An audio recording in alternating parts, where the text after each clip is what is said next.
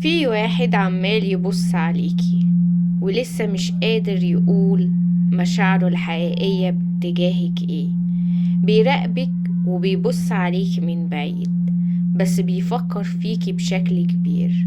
الشخص ده لسه مظهرش في الطاقة بتاعتك، لكن هيبدأ يظهر أول ما هتكتبي في التعليقات 7 7 7 3 سبعات، واستقبلي طاقة بعد 7 أيام بالظبط.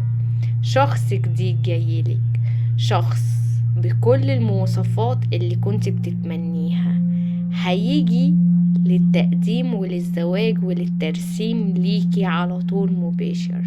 الشخص ده هيبدأ يكلم حد من عندك، أخ أو والد أو حد قريب جدا منك، هيتكلم معاهم علشان يبدأ يجي البيت ويتقدم لك. الشخص ده فيه كل المميزات، هتبدأي تحبيه وهيبقى هو فارس أحلامك بجد.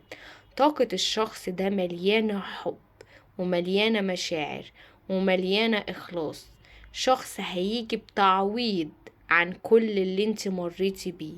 شايفاكي بتقفلي طاقة قديمة، واضح ان هي كانت طاقة خداع او جرح او خيانة، وبتفتحي مع الشخص دوت طاقة جديدة كلها حب ومشاعر. استقبلي. انت ما شفتيش النهاردة الفيديو دوت صدفة، الفيديو ده معمول عشانك انت مخصوص.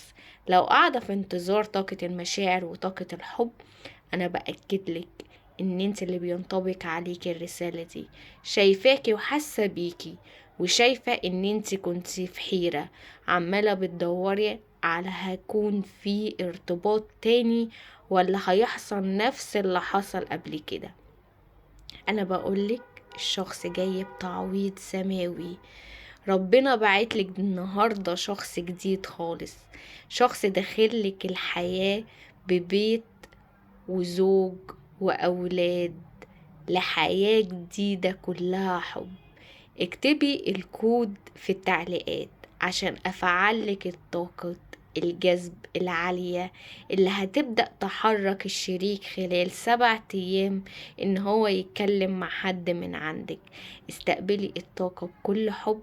ما تنسيش المتابعة، وما تنسيش إن الله قادر على كل شيء، وإن صوتك للكون بيتسمع، وإن الكون بيحقق لك كل الأمنيات اللي نفسك فيها.